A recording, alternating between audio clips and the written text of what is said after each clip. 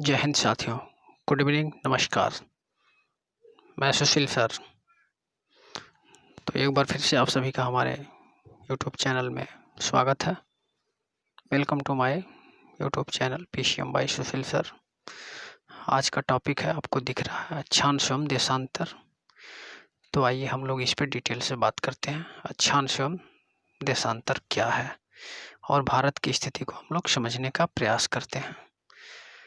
तो प्यारे बच्चों, मैं आपको बता देना चाहता हूँ कि आप देख रहे हैं उत्तरी गोलार्ध एवं दक्षिणी गोलार्ध। तो इधर ये जो ऊपर का है नॉर्दर्न हेमिस्फीयर और ये सदर्न हेमिस्फीयर, उत्तरी गोलार्ध और दक्षिणी गोलार्ध।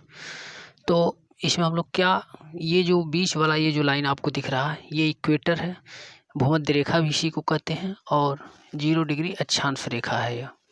ये हमारा दक्षिणी गोलार्ध है और ये उत्तरी गोलार्ध है। और ये जो आप रेखा देख रहे हैं, ये जो ग्लोब देख रहे हैं, इसमें जो बीच वाली लाइन है, इसे हम लोग ग्रीनविच रेखा कहते हैं या 0 डिग्री देशांतर रेखा कहते हैं। इधर का हिस्सा हमारा पश्चिमी गोलार्ध है और ये वाला हिस्सा पूर्वी गोलार्ध है। तो भारत की स्थिति को हम लोग समझने का प्रयास करते हैं। तो भारत की स्थिति आप ये देख सकते हैं, ये अक्षांश है, 0 डिग्री अक्षांश रेखा। इससे ऊपर की ओर जैसे हम लोग बढ़ेंगे 8 डिग्री 4 मिनट नॉर्दर्न लैटिट्यूड से 37 डिग्री 6 मिनट नॉर्दर्न लैटिट्यूड, अर्थात 8 डिग्री 4 मिनट उत्तरी अक्षांश से 37 डिग्री 6 मिनट उत्तरी अक्षांश के बीच हमारी जो पृथ्वी है वो स्थित है। ये जो आपको मैं डॉट डॉट दिखाया हूँ, ये 8 डिग्री 4 मिनट नीचे वाला है, और ये ऊपर वाला जो पॉइंट है डॉट डॉट डॉट, ये 37 डिग्री 6 मिनट उत्तरी अक्षांश के बीच, इसी के बीच हमारा भारत है। और बात करते हैं देशांतर में क्या है। तो ये जो रेखा आपको दिख रहा है, ये 68 डिग्री 7 मिनट पूर्वी देशांतर से 97 डिग्री 25 मिनट पूर्वी देशांतर, अर्थात 68 degree 7 minute eastern latitude to 97 degree 25 minute eastern latitude, इसी के बीच हमारा भारत स्थित है। ये जो कर्क रेखा आपको दिख रहा है, ये कर्क रेखा भारत के बीचों बीच से होकर के गुजरता है। और ये किन किन राज्यों को स्पर्श करता है, तो आप देख सकते हैं, यह गुजरात, राजस्थान, मध्य प्रदेश, पश्चिम बंगाल, त्रिपुरा, मिजोरम, छत्तीसगढ़, झारखंड, इन राज्यों से होकर के कर्क रेखा गुजरता है। यह भारत को 2 बराबर भागों में विभाजित करता है। इसका एक ट्रिक है गमछा झार मित्र पर, अर्थात गुजरात, मध्य प्रदेश, छत्तीसगढ़, झारखंड, मिजोरम, त्रिपुरा, पश्चिम बंगाल और राजस्थान। ये इसका एक अच्छा सा ट्रिक है याद करने का। यहाँ पे एक बार मैं फिर आपको यहाँ पे बता देना चाहता हूँ, भारत की स्थिति 8 डिग्री 4 मिनट उत्तरी अक्षांश से 37 डिग्री 6 मिनट उत्तरी अक्षांश के बीच, और 68 डिग्री 7 मिनट पूर्वी देशांतर से 97 डिग्री 25 मिनट पूर्वी देशांतर के बीच है। भारत दक्षिण एशिया में है और भारत का जो मानक समय है 82.5 डिग्री 30 मिनट पूर्वी देशांतर है। मोस्ट इम्पोर्टेंट क्वेश्चन है। यह रेखा उत्तर प्रदेश के मिर्जापुर के अमरावती चौराहे से होकर के गुजरती है। कुछ लोग इसका आंसर नैनी देते हैं, वो गलत है। मानक समय रेखा उत्तर प्रदेश, मध्य प्रदेश, छत्तीसगढ़, उड़ीसा, आंध्र प्रदेश राज्य में से होकर के गुजरती है, अर्थात उन्हें स्पर्श करती है। भारत का जो क्षेत्रफल है वो 32.8 लाख वर्ग किलोमीटर है। यहाँ पे आप देख सकते हैं नीचे। भारत का क्षेत्रफल विश्व के कुल भौगोलिक क्षेत्रफल का 2.4% है। और क्षेत्रफल की दृष्टि से भारत विश्व का 7वां सबसे बड़ा देश है। और इसमें पहले पे आता है रूस, दूसरे पे कनाडा, तीसरे पे अमेरिका, फिर चीन, ब्राज़ील, ऑस्ट्रेलिया और भारत। इसका भी हमने एक ट्रिक आपको दे दिया है, रुक अमेरिका चीन अब आया भारत,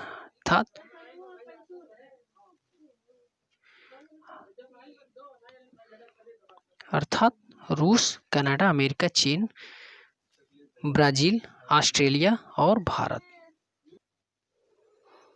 तो यहाँ पे आप देख रहे हैं भारत की स्थिति में 30 डिग्री देशांतर रेखाओं का अंतर है। और बात करते हैं अगर भारत की स्थिति में 30 डिग्री अक्षांश रेखाओं का भी अंतर है, अर्थात 30 डिग्री देशांतर रेखाओं का लगभग अंतर है और 30 डिग्री अक्षांश रेखाओं का ये लगभग अंतर है भारत की स्थिति में। मानक समय रेखा और कर्क रेखा छत्तीसगढ़ के सूरज कुंड में काटती है। अभी हमने आपको बताया था कर्क रेखा और मानक समय रेखा। मानक समय रेखा जो सीधी आ रही थी और कर्क रेखा जो भारत के बीचों बीच से होकर के गुजर रही थी, ये दोनों एक दूसरे को छत्तीसगढ़ के सूरज कुंड में काटती हैं। बात करते हैं भारत के मुख्य भूमि की स्थलीय सीमा 15,200 किलोमीटर है और भारत के मुख्य भूमि की समुद्र तटीय रेखा 6100 किलोमीटर है। अब बात करते हैं कुल समुद्र तटीय रेखा तो 7,516.6 किलोमीटर और भारत की कुल सीमा रेखा की जो लंबाई है 22,716.6 किलोमीटर। महत्वपूर्ण प्रश्न है। भारत का सबसे उत्तरी बिंदु इंदिरा काल और मुख्य भूमि का दक्षिणी बिंदु केप कोमेरिन और मुख्य भूमि का दक्षिणी बिंदु केप कोमेरिन और सबसे पूर्वी बिंदु की बात करें तो किवेथू अरुणाचल प्रदेश में हो। सबसे पश्चिमी बिंदु गुहार मोती गुजरात। संपूर्ण भारत का सबसे दक्षिणी बिंदु इंदिरा पॉइंट है। संपूर्ण भारत का सबसे दक्षिणी बिंदु इंदिरा पॉइंट अर्थात यह अंडमान निकोबार द्वीप समूह में है।